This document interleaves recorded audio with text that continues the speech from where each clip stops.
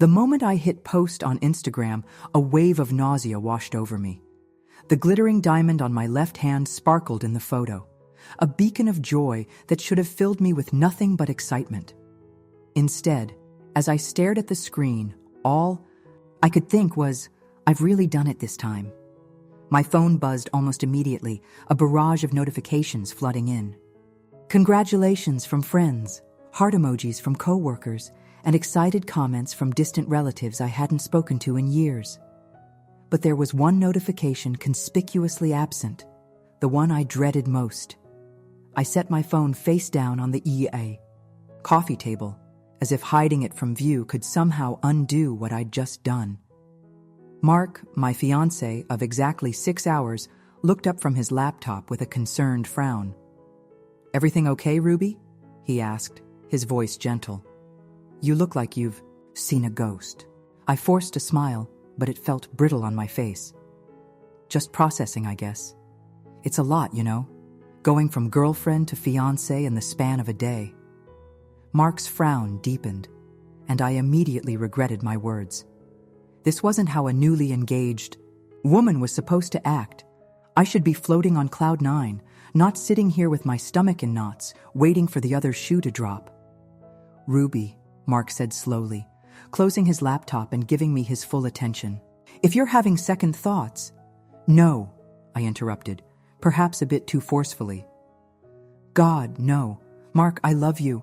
I want to marry you. It's just—" I trailed off, unsure how to explain the complicated tangle of emotions churning inside me. How could I make him understand that my hesitation had nothing to do with him and everything to do with the family I'd just blindsided? Mark reached out, taking my hand in his. His thumb brushed over the engagement ring, and despite my anxiety, I felt a flutter in my chest. I loved this man, with a depth and certainty I'd never experienced before. He was everything I'd ever wanted: kind, intelligent, supportive. He made me laugh, challenged me to be better, and looked at me like I was the most precious thing in the world.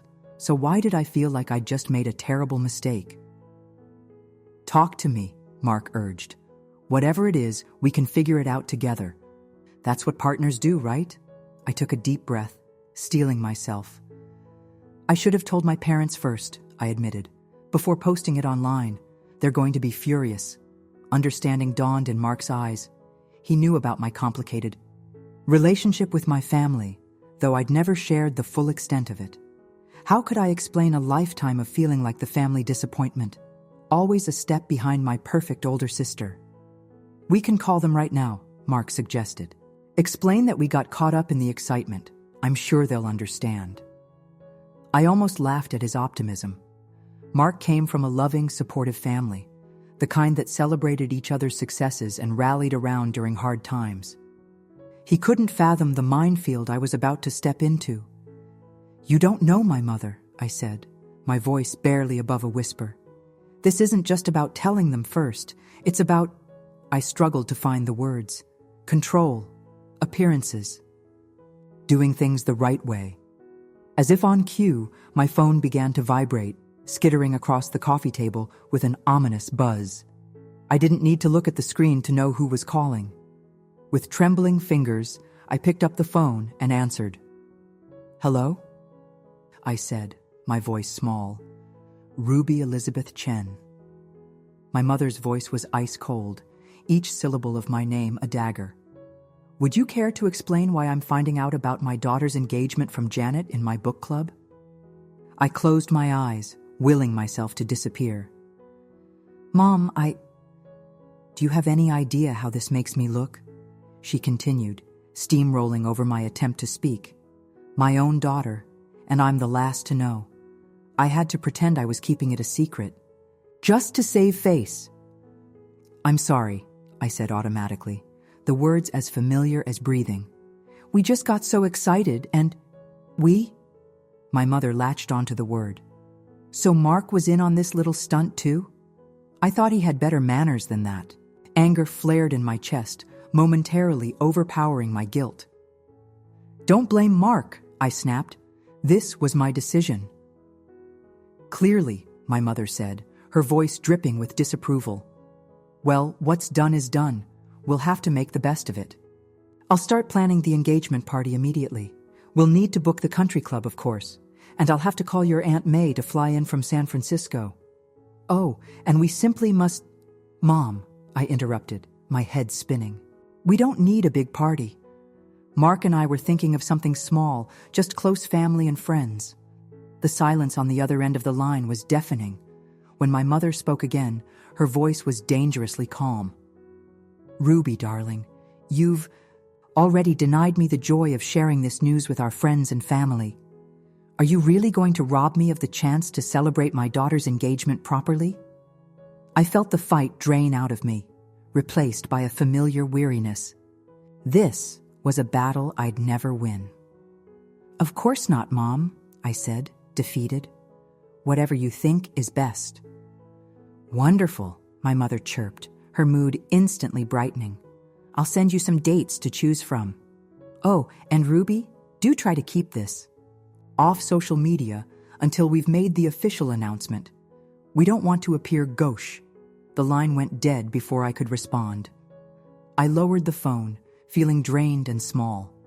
Mark, who had been watching the conversation with growing concern, immediately pulled me into his arms. I'm so sorry, Ruby, he murmured into my hair. I had no idea it would be like that. I melted into his embrace, drawing strength from his solid presence. Welcome to the Chen family circus, I said, attempting a weak joke. Mark pulled back slightly, his eyes serious. Hey, look at me, he said, cupping my face in his hands. We're in this together, okay? Whatever happens with your family, whatever craziness we have to deal with, I'm here. Always. I nodded, feeling a lump form in my throat.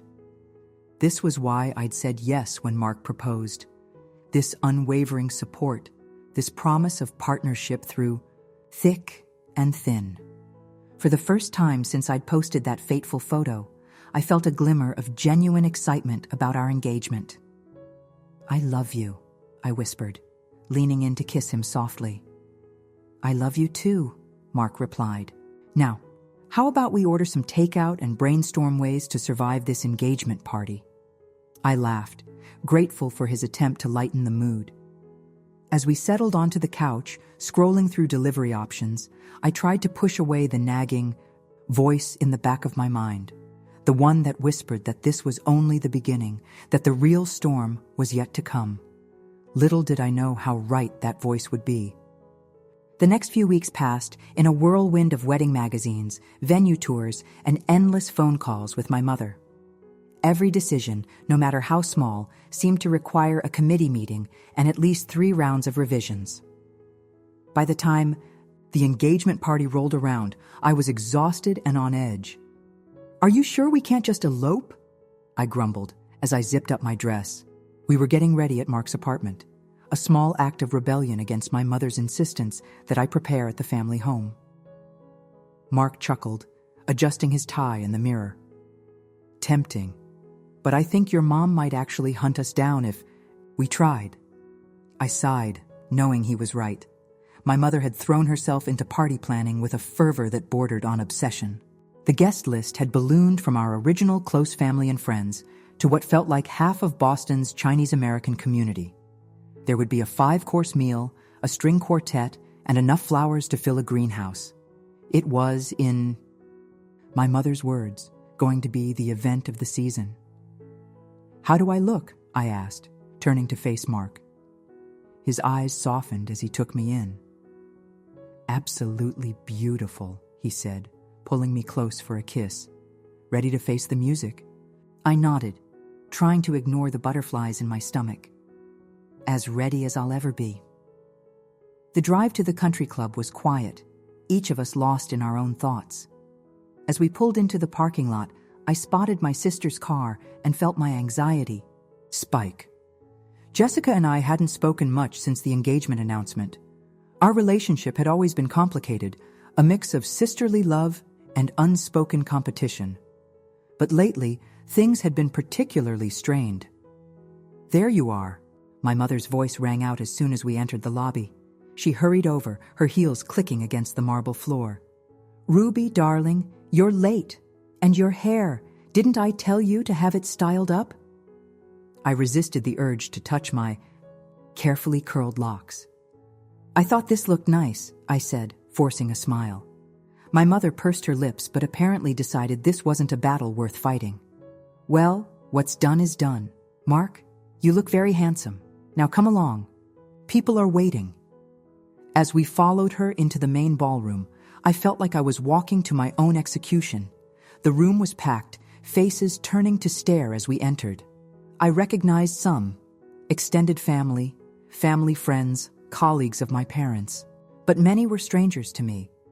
All here to celebrate an engagement that suddenly felt more like a performance than a joyous occasion. "Ruby!" a familiar voice called out, and I turned to see Jessica weaving through the crowd. My sister looked stunning as always, her designer dress accentuating her slim figure. She pulled me into a hug, the scent of her expensive perfume enveloping me. "Congratulations, little sis. I can't believe my baby sister is getting married." There was something off about her voice, a forced cheerfulness that didn't quite reach her eyes. Before I could dwell on it, we were swept into a whirlwind of introductions and congratulations. I smiled until my cheeks hurt, accepted hugs from people I barely knew, and repeated the story of Mark's proposal so many times it began to feel like a script. Through it all, Mark was my anchor. He kept a steadying hand on the small of my back, jumped in with a joke when conversations lagged, and somehow managed to charm even the most stern-faced of my relatives. I found myself falling in love with him all over again, grateful for his unwavering support in the face of this circus. As the night wore on, I began to relax slightly. The food was delicious, the music pleasant, and the champagne flowing freely. Maybe, I thought, this wouldn't be so bad after all. Then came the speeches. My father went first, his words heartfelt, if a bit formal. He welcomed Mark to the family, spoke of his pride in my accomplishments, and raised a toast to our future happiness. It was nice, if not particularly warm. Next was Jessica. As she took the microphone, I felt a flicker of apprehension. My sister and I had always had a complicated relationship, marked by competition and unspoken resentments. But surely, on a night like this, she would set that aside. When Ruby told me she was engaged, Jessica began, her voice syrupy sweet. I was shocked, not because I didn't think she'd find someone, although let's be honest, we all had our doubts for a while there. A ripple of laughter went through the crowd. I felt my cheeks burn. No, I was shocked, because for once in her life, my little sister had actually managed to surprise us all. Usually, Ruby's the predictable one, the safe one, always following the rules, always doing what's expected. Jessica paused, her eyes finding mine in the crowd. There was something in her gaze, bitterness, envy, that made my stomach churn. But here she is, engaged before me, breaking the mold, and to such a wonderful man, too. Mark, I hope you know what you're getting into. The Chen women are a handful, and Ruby, well, let's just say she's got some big shoes to fill.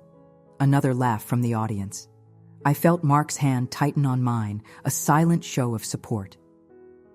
To Ruby and Mark, Jessica concluded, raising her glass. May your marriage be as surprising as your engagement. The crowd applauded, but I barely heard it over the roaring in my ears. As Jessica stepped down from the podium, our eyes met again. This time, there was no mistaking the challenge in her gaze. The rest of the night passed in a blur. I went through the motions, smiling and thanking guests, but inside, I felt hollow. Jessica's words had cut deep, reopening old wounds, I thought, had long since healed. It wasn't until we were back in the car, driving home in silence, that I finally let the tears fall. "Hey," Mark said softly, reaching over to take my hand. "Talk to me. What's going on in that beautiful head of yours?" I took a shaky breath, trying to find the words to explain. Did you hear what Jessica said? About me being predictable? Safe? Mark's jaw tightened. I heard, and I thought it was completely out of line. But what if she's right? I whispered, voicing the fear that had been gnawing at me all night. What if I am just boring? Predictable? What if— Stop, Mark interrupted firmly. He pulled the car over to the side of the road and turned to face me fully. Ruby, listen to me. You are the most amazing, passionate, kind-hearted person I know. There is nothing boring or predictable about you. The way you light up when you talk about your students, the fierce determination you show when facing a challenge, the gentle way you care for others, these are the things that made me fall in love with you. His words were like a balm to my wounded soul. I leaned into his touch as he wiped away my tears. Your sister, Mark continued, a hint of anger creeping into his voice, clearly has her own issues she's dealing with. But that's not your burden to bear. You don't have to live up to anyone's expectations but your own. I nodded, feeling some of the tension leave my body. I know you're right. It's just hard. With my family, I always feel like I'm not enough. Like no matter what I do, I'll never measure up. Mark's eyes softened with understanding. Then maybe it's time to stop trying to measure up to their standards. We're starting our own family now, Ruby. We get to define what that looks like, what matters to us. The truth of his words hit me like a lightning bolt. We were starting our own family. A chance to break free from the expectations and dynamics that had shaped my life for so long. You're right, I said, feeling a spark of determination ignite within me. It's time for a change. As we drove home, hand in hand, I made a silent promise to myself. No more living in Jessica's shadow. No more bending over backwards to please my parents. It was time to start living life on my own terms.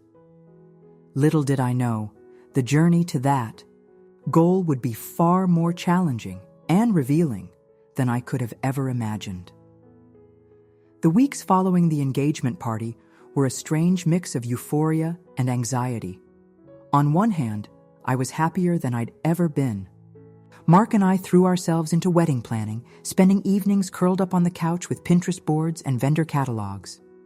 We talked about our future, dreaming up the life we wanted to build together. In those moments, everything felt perfect. But there was an undercurrent of tension I couldn't shake. My mother called almost daily, full of opinions on everything from napkin colors to seating arrangements. Each conversation left me drained, caught between wanting to assert my own wishes and the lifelong habit of deferring to her judgment. And then there was Jessica. My sister had become increasingly distant since the party. Our usual weekly brunches were canceled with vague excuses, and her responses to my texts were short and infrequent. I told myself she was just busy with work, but a nagging voice in the back of my mind whispered that something wasn't right. It all came to a head on a rainy Sunday afternoon.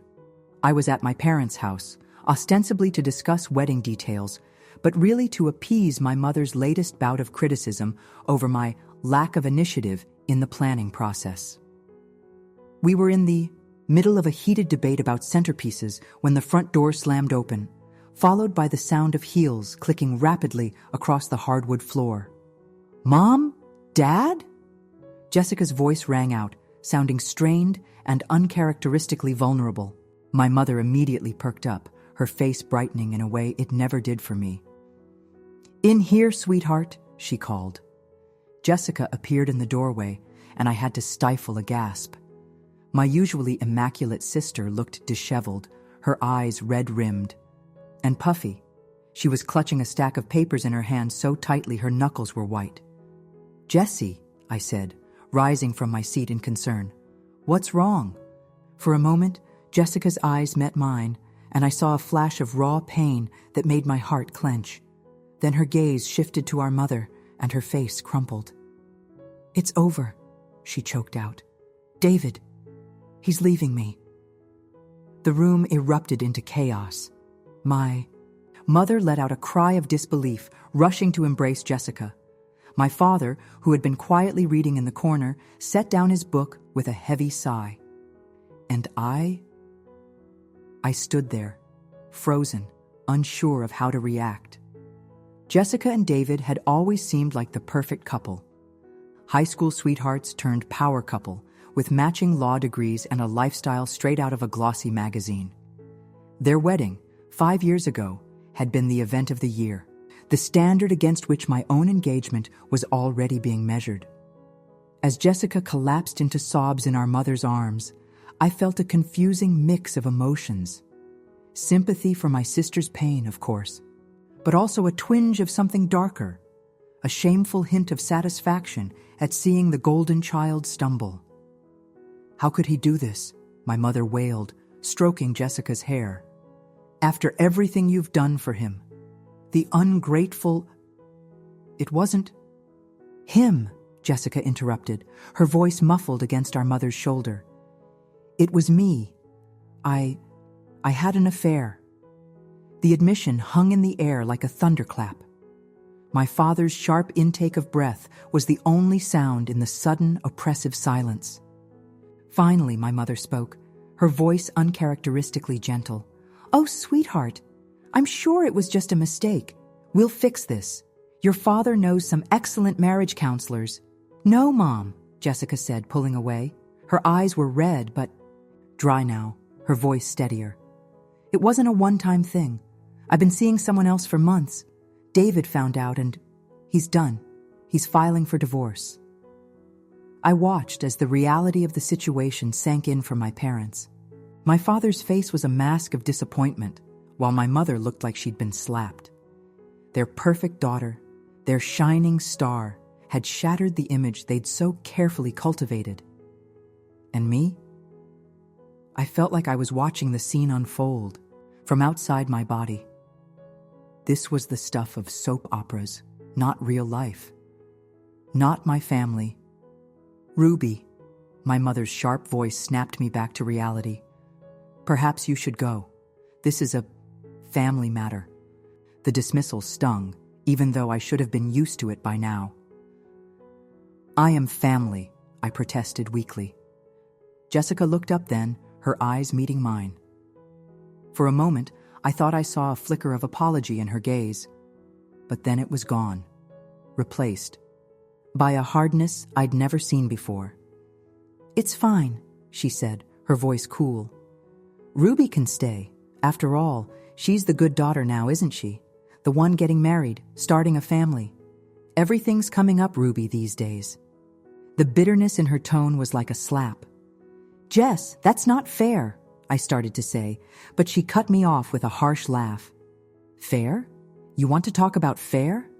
I've spent my entire life being perfect. The perfect daughter, the perfect student, the perfect wife. And for what? To have it all fall apart while you just coast along, stumbling into happiness." Her words hit me like physical blows, each one finding its mark with unerring accuracy. All the insecurities I'd harbored over the years, all the times I'd felt less than in comparison to my sister, they all came rushing back in a tidal wave of hurt and anger. "Coast along?" I repeated, my voice rising. "Is that what you think I've been doing? While you were busy being perfect, I was working my ass off. I put myself through grad school. I built a career I'm proud of. I found a man who loves me for who I am, not for some image I'm trying to maintain. So don't you dare accuse me of coasting." The room fell silent again, the tension thick enough to cut with a knife. Jessica stared at me, a mix of shock and something else, respect, in her eyes. Our parents looked between us, clearly at a loss for how to handle this unprecedented confrontation between their daughters. Finally, my father cleared his throat. "Girls, please, this isn't the time for—" "No, Dad," I interrupted, surprising myself with my boldness. "This is exactly the time. We've spent years tiptoeing around the elephant in the room. Well, the elephant just got a whole lot bigger, and I'm done pretending it's not there." I turned to Jessica, years of pent-up feelings spilling out. "I'm sorry you're hurting. I truly am.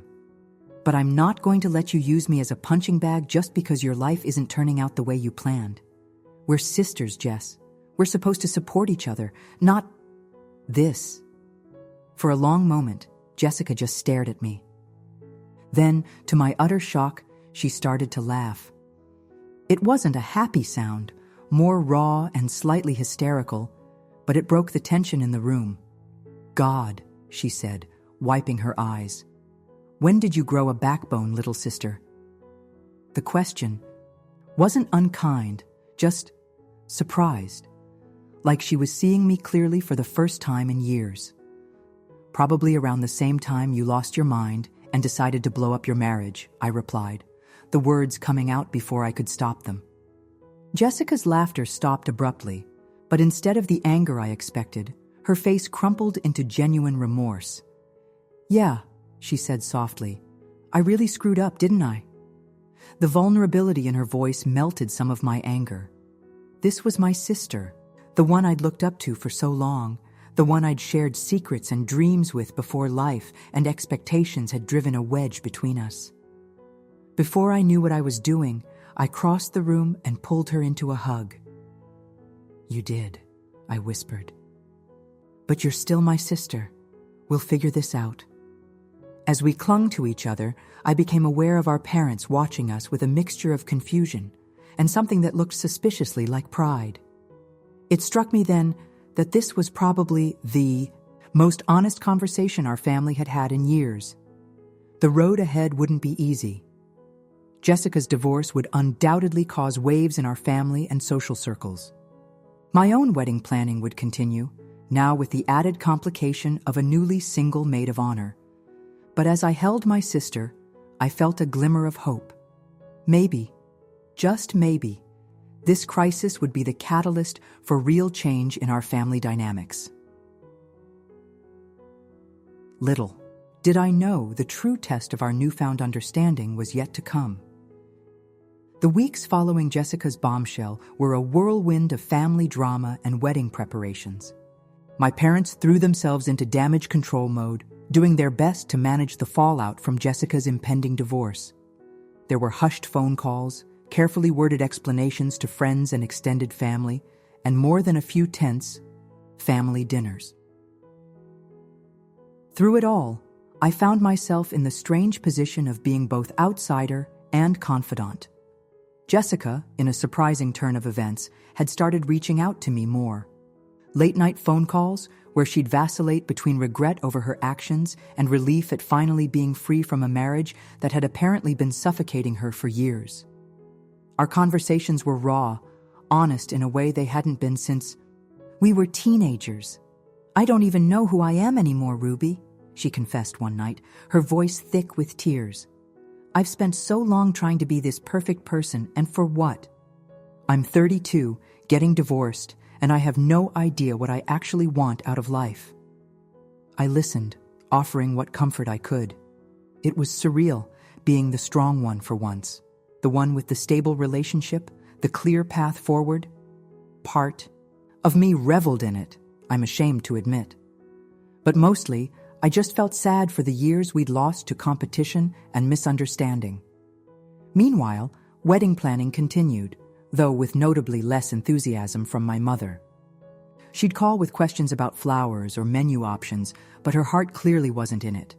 More than once, I caught her looking at me with a strange expression, part wistfulness, part something I couldn't quite identify. It all came to a head about a month before the wedding. I was at my parents' house, finalizing some details for the rehearsal dinner, when my mother suddenly set down her planner with a heavy sigh. Ruby, she said, her voice uncharacteristically hesitant. There's something we need to discuss. I felt a knot form in my stomach. Nothing good ever came from that tone. What is it, Mom? She wouldn't meet my eyes, instead fiddling with her wedding ring. Your father and I have been talking and... well, we think it might be best if we postpone the wedding. For a moment, I was sure I'd misheard. Postpone? But we're a month out. Everything's booked. The invitations have gone out. I know, my mother interrupted, waving a hand dismissively. But given the circumstances with Jessica, we just don't think it's appropriate to have such a joyous occasion right now. It wouldn't be fair to her, you understand? I stared at her, speechless. Of all the scenarios I'd imagined, this hadn't even been on the radar. Not fair to Jessica? I repeated, my voice rising with each word. What about fair to me? To Mark? This is our wedding, Mom, our future. My mother finally looked at me, her expression a mix of exasperation and what looked disturbingly like pity. Darling, be reasonable. Jessica is going through a very difficult time. She needs our support, not a reminder of everything she's lost. Surely you can understand that? I felt like I was drowning, the familiar waves of guilt and inadequacy threatening to pull me under. But beneath that, a new emotion was bubbling up, anger, white-hot and clarifying. No, I said, my voice steadier than I felt. No, I don't understand. Jessica made her choices. She's an adult, dealing with the consequences of her actions. That doesn't mean my life has to be put on hold. My mother's eyes widened in surprise. This wasn't the acquiescence she was used to from me. Ruby, please, think of the family. Think of how this will look. How it will look, I interrupted, my voice rising. That's what you're worried about? How it will look to have one daughter getting married while the other gets divorced. God forbid the Chen family image be tarnished, right? That's not fair, my mother protested. But I was on a roll now, years of pent-up frustration pouring out. You know what's not fair? Always feeling like I'm second best, always having to dim my light so Jessica can shine brighter. I've spent my entire life trying to live up to impossible standards, and I'm done. I'm marrying Mark in a month, with or without your blessing. The silence that followed my outburst was deafening. My mother stared at me like she'd never seen me before. Maybe she hadn't. Not the real me. Not for a long time. I had no idea. You felt this way, she said softly. And for the first time I could remember, she looked genuinely remorseful. Ruby, I never meant to make you feel less than. You and Jessica, you're both my daughters. I love you both equally. I wanted to believe. Her. Part of me desperately needed to. But years of evidence to the contrary made it hard. Do you? I asked, hating how small my voice sounded. Because it's never felt that way, Mom. Not for a long time. My mother reached out, taking my hand in hers. Oh, sweetheart, I'm so sorry. I've made such a mess of things, haven't I? The genuine regret in her voice made my throat tight. This was all I'd ever wanted. Acknowledgement, understanding. But now that I had it, I didn't know what to do with it. I don't want to postpone the wedding, I said firmly, needing her to understand how important this was to me. Mark and we've waited long enough. We're ready for this next step. My mother nodded slowly. You're right. It was wrong of me to ask that of you. The wedding will go on as planned. And Ruby? She squeezed my hand. I promise to do better, to be better, for both my daughters. I wanted to believe her. I really did. But a lifetime of disappointment had taught me to be cautious. Actions speak louder than words, Mom, I said, pulling my hand away gently. Let's see how things go from here. As I left the house that day, I felt lighter than I had in years. For the first time, I'd stood up for myself, made my needs clear. It was terrifying and exhilarating all at once. But a small voice in the back of my mind whispered a warning. This was only the beginning. The real test would come at the wedding itself, with all eyes on our family. Would my mother's promise hold up under the pressure of appearances? Would Jessica be able to set aside her own pain to celebrate my happiness? Only time would tell. But one thing was certain. I was done being the peacekeeper, the one who bent, to keep everyone else happy. It was time to start living life on my own terms, consequences be damned. As I drove home to Mark, I felt a mix of anticipation and anxiety. Our wedding day was supposed to be the happiest day of our lives. But with the current family dynamics, I couldn't help but wonder if it would end up being the day that either made or broke the Chen family for good. The final weeks leading up to the wedding passed in a blur of last-minute preparations and family tensions. True to her word, my mother threw herself into wedding planning with renewed vigor. But there was an undercurrent of strain in every interaction, a sense that we were all walking on eggshells. Jessica, for her part, seemed to be swinging between extremes. Some days she'd call me, full of enthusiasm about her maid of honor duties and genuine excitement for my big day. Other times, she'd go radio silent for days, emerging with red-rimmed eyes and forced smiles. Through it all, Mark was my rock. He listened patiently as I vented about family drama, offered a shoulder to cry on when it all became too much, and never once wavered in his commitment to our future together. "We could still elope, you know," he joked one night as we lay in bed, my head on his chest. "Vegas is just a plane ride away." I laughed, but the idea was more tempting than I cared to admit. "Don't tempt me. But no, we've come this far. I want to see it through." "Besides," I added, tracing patterns on his skin, "I really want to see you in that tux." The night before the wedding, I found myself unable to sleep. Following tradition, Mark and I were spending the night apart. I was back in my childhood bedroom, surrounded by remnants of my past, debate trophies, faded posters, the stuffed elephant Jessica had won for me at a carnival when we were kids. As I tossed and turned, my mind raced with 1,000 what-ifs. What if something went wrong tomorrow? What if Jessica caused a scene? What if, after everything, I wasn't ready for this step? A soft knock at my door interrupted my spiral of anxiety. "Ruby?" Jessica's voice called softly. "You awake?" "Come in," I called, sitting up in bed. Jessica slipped into the room, looking as sleepless as I felt.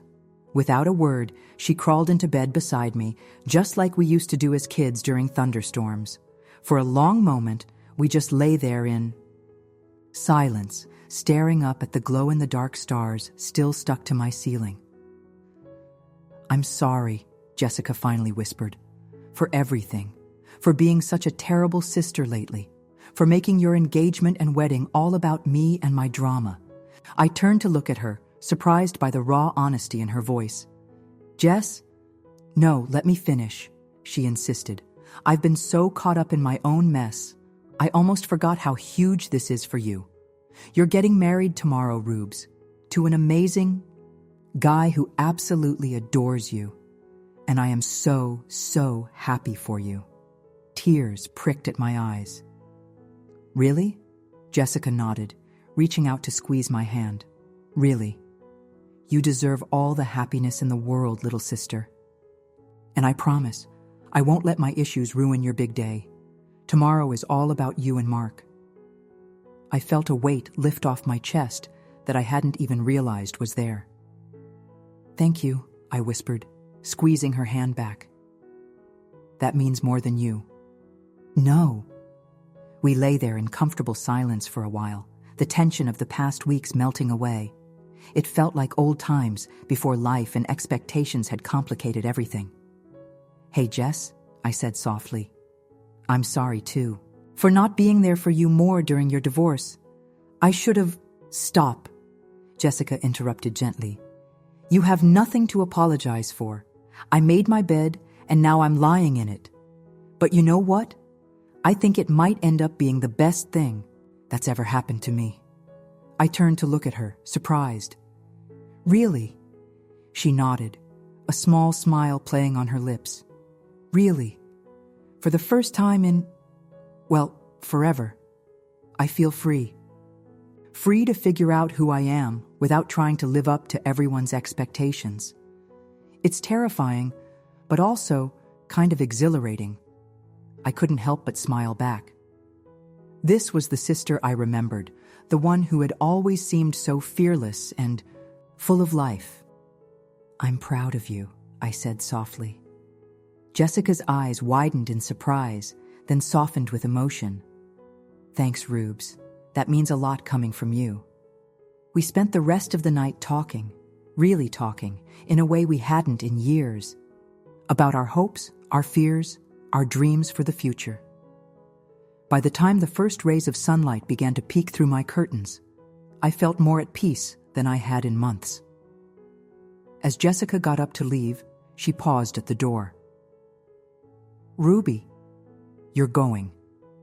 To make a beautiful bride, and an even more amazing wife." With that, she was gone, leaving me with happy tears in my eyes and a heart full of hope for the day ahead. The morning of the wedding dawned bright and clear, as if the universe itself was celebrating with us. I woke to the sounds of bustling activity downstairs, my mother's voice directing caterers and florists, my father's low rumble as he greeted early arriving relatives. As I lay there, taking in these familiar sounds of my childhood home, a sense of calm settled over me. This was it, the day I'd dreamed of for so long. The day Mark and I would start our life together, surrounded by the people we loved most. A soft knock at the door preceded Jessica poking her head in, already dressed in her maid of honor gown. "Rise and shine, bride-to-be.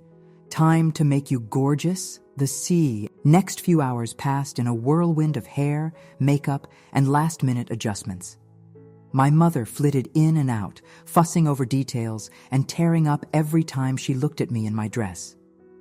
Even my father, usually so stoic, got misty-eyed when he came to escort me downstairs. "You look beautiful, sweetheart," he said gruffly, pressing a kiss to my forehead. "Mark's a lucky man." As we made our way to the church, I felt a mix of nerves and excitement bubbling up inside me. This was really happening. I was about to become Mrs. Ruby Chen Taylor. The ceremony itself passed in a blur of emotion. I remember the gasp that went through the church as the doors opened and I began my walk down the aisle. I remember the way Mark's eyes lit up when he saw me, the love and awe in his gaze making my heart soar. I remember the warmth of his hands as we exchanged rings, the softness of his lips as we sealed our vows with a kiss. But most of all, I remember the overwhelming sense of rightness, of belonging, of coming home. The reception was a joyous affair, filled with laughter, tears, and more love than I'd ever felt in one room. To my relief and gratitude, Jessica kept her promise. She gave a heartfelt, funny toast that had everyone in stitches without a hint of the bitterness or resentment I'd feared. As Mark and I swayed on the dance floor for our first dance, I caught sight of my parents watching us. My mother was openly crying now, happy tears streaming down her face as my father held her close. For once, there was no judgment in their eyes, no weighing of my accomplishments against some invisible standard. Just pure, unconditional love and pride. "You okay?" Mark murmured, noticing my distraction. I smiled up at him, feeling my heart might burst with happiness. "Never better," I replied, stretching up to kiss him softly. "I love you, Mr. Taylor." He grinned, that boyish smile that had first stolen my heart. "I love you too, Mrs. Chen Taylor, always and forever." As the night wore on and guests began to depart, I found myself taking a moment alone on the terrace, looking out over the twinkling lights of the city. The cool night air was a relief after the warmth of the reception hall, and I closed my eyes, savoring the moment. "Room for one more?" Jessica's voice broke into my reverie. I turned, smiling as she joined me at the railing. "Always." We stood in companionable silence for a moment, the sounds of the party drifting out to us. "You know," Jessica said finally, "I always thought I had it all figured out. The perfect life, the perfect career, the perfect marriage. But watching you today, I realized I had it all wrong." I looked at her, surprised. "What do you mean?" She smiled, a hint of wistfulness in her eyes. "You and Mark, what you have is real. It's not about appearances or living up to expectations. It's about love, pure and simple." I think I lost sight of that somewhere along the way. I felt a lump form in my throat. "Jess, no, Let me finish, she insisted. I'm so proud of you, Ruby, not just for getting married, but for being true to yourself, for fighting for what you want. I think maybe it's time I learned to do the same. Impulsively, I pulled her into a hug. You will, I whispered fiercely, and I'll be right here cheering you on every step of the way. As we pulled apart, both a little teary-eyed, I saw my parents approaching. For a moment I tensed, half expecting some last-minute criticism or complaint, but my mother simply pulled us both into an embrace. My beautiful girls, she murmured, her voice thick with emotion. I am so proud of you both. My father cleared, his throat clearly uncomfortable with all the emotion but trying his best. Your mother and I, well, we haven't always gotten it right. But we want you to know how much we love you. Both of you. Equally and unconditionally. I felt tears spring to my eyes again. This was all I'd ever wanted. To be seen, to be valued, to be loved for who I was, not who they wanted me to be. Group hug, Jessica declared, pulling our father in despite his half-hearted protests as we stood there, the four of us wrapped in a somewhat awkward but heartfelt embrace. I felt a sense of peace settle over me. We weren't a perfect family. We had our issues, our misunderstandings, our moments of hurt and disappointment. But we were trying, we were learning, we were growing. And in that moment, surrounded by the people I loved most in the world, I knew that whatever challenges lay ahead, we would face them together, as a family. Ruby? Mark's voice called from inside. It's time. For the send-off, I pulled back, smiling at my family. Shall we? As we made our way back inside, I caught Mark's eye across the room. His face lit up with a smile so full of love, it made my heart skip a beat. This was it. The beginning of our new life together. With a final squeeze of Jessica's hand and a grateful nod to my parents, I made my way to my husband's side. As we ran through the shower of rice and cheers from our guests, climbing into the car that would take us to our honeymoon, I felt a surge of excitement for the future. Whatever life had in store for us, I knew one thing for certain. With Mark by my side and the newfound strength of my family behind me, I was ready for anything. As we drove away, the sounds of celebration fading behind us, I leaned my head on Mark's shoulder. Thank you, I whispered. For what? He asked, pressing a kiss to my hair. For loving me, for believing in me, for giving me the strength to be myself. Mark's arm tightened around me. Always, he promised. For better or worse, remember? I smiled, feeling a sense of peace and rightness settle over me. For better or worse, I agreed. And I have a feeling there's going to be a lot more better than worse from here on out. As we drove into the night, towards our future together, I felt a sense of excitement and anticipation. The road ahead might not always be smooth, but with love, understanding, and the bonds of family, both old and new, I knew we could face anything that came our way. This was just the beginning of our story, and I couldn't wait to see where it would lead.